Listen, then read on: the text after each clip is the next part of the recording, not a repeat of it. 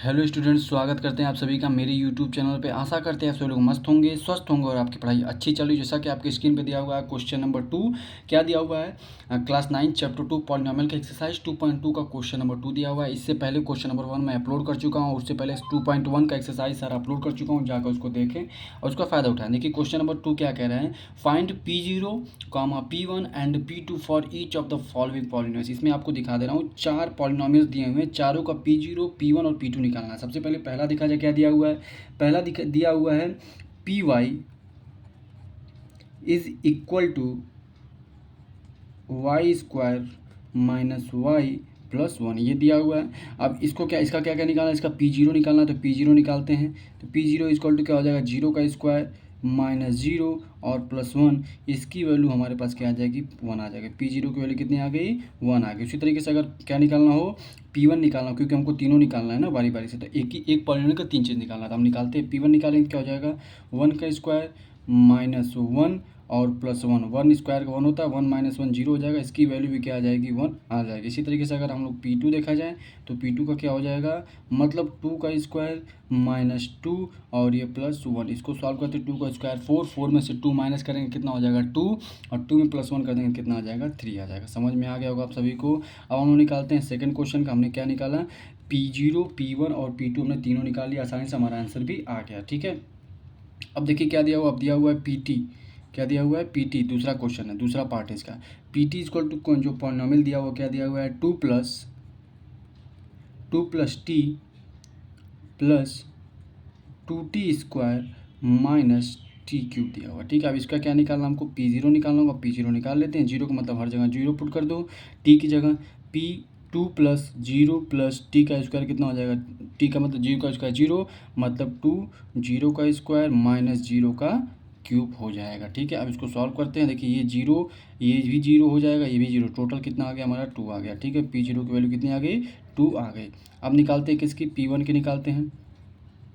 P1 कैसे निकलेगा, जहाँ जहाँ टी है वहाँ वहाँ वैल्यू क्या पुट कर देंगे, 1 पुट कर देंगे। ठीक है, 2 प्लस टी की जगह 1 पुट कर दे रहे हैं, और प्लस 2 इन टू टी का स्क्वायर मतलब 1 का स्क्वायर और माइनस 1 का क्यूब। समझ में आ गया सभी को। आइए आगे देखते हैं क्या होगा। 2 प्लस, अब इसको सॉल्व करते हैं, 1 का स्क्वायर कितना हो जाएगा, इसको लिख लेते हैं 2 प्लस 1, इसको सॉल्व करेंगे कितना हो जाएगा, 1 का स्क्वायर 1 ही होता है, इंटू 2 करेंगे तो 2, और 1 का क्यूब कितना हो जाएगा, 1 ही होता है, माइनस 1, ये माइनस 1 में प्लस 1 कट जाएगा, आंसर कितना आ जाएगा हमारा 4 आ जाएगा। ठीक है, तो P1 की वैल्यू कितनी आ गई, P1 की वैल्यू 4 आ गई। अब P2 की वैल्यू देख लेते हैं, P2 की वैल्यू कितनी आ गई, देखते हैं 2 प्लस टी की जगह जहाँ जहाँ टी है वहाँ वहाँ टी की वैल्यू क्या पुट कर देंगे, 2 पुट कर देंगे, तो हो जाएगा 2 प्लस 2t स्क्वायर मतलब 2 का स्क्वायर माइनस 2 का क्यूब। ठीक है, ये चीज़ें समझ में आ गई होंगी। अब इसको सॉल्व करते हैं, क्या हो जाएगा, 2 प्लस 2 कितना हो गया 4 है, इसका स्क्वायर करेंगे 2 2 जा ये हो गया, लिख लेते हैं 4, 2 का स्क्वायर 4, 4 में 2 का मल्टीप्लाई करेंगे कितना हो जाएगा 8, और ये क्या हो जाएगा माइनस, सॉरी यहाँ पे क्या है माइनस 2 का क्यूब कितना हो जाएगा 8, प्लस 8 और माइनस 8 क्या हो जाएगा, कैंसिल हो गया, बचा कितना हमारे पास 4 ही, इसका आंसर आ गया। ठीक है, मतलब कि P2 की वैल्यू भी कितनी आ गई, 4 ही हाई है। समझ में आ गया सभी को। अब आ जाते हैं थर्ड पार्ट इसका, देखिए कैसे सॉल्व करेंगे। थर्ड पार्ट क्या दिया हुआ है, थर्ड पार्ट में Px इज इक्वल टू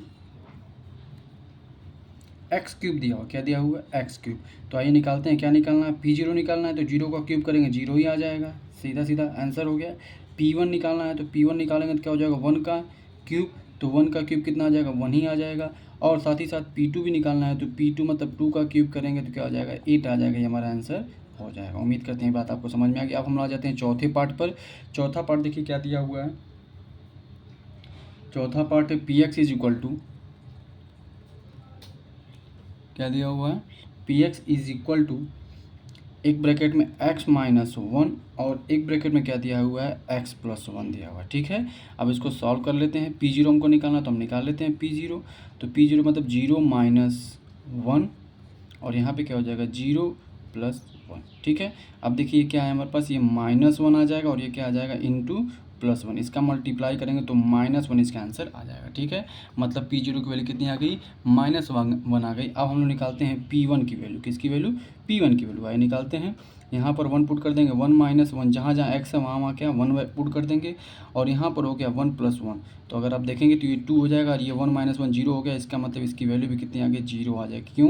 क्योंकि 0 में किसी भी नंबर का मल्टीप्लाई करते हैं तो 0 ही आता है। ठीक है, अब आ जाते हैं किस पे, P2 निकालने के लिए। तो P2 निकालते हैं, देखिए कैसे होगा।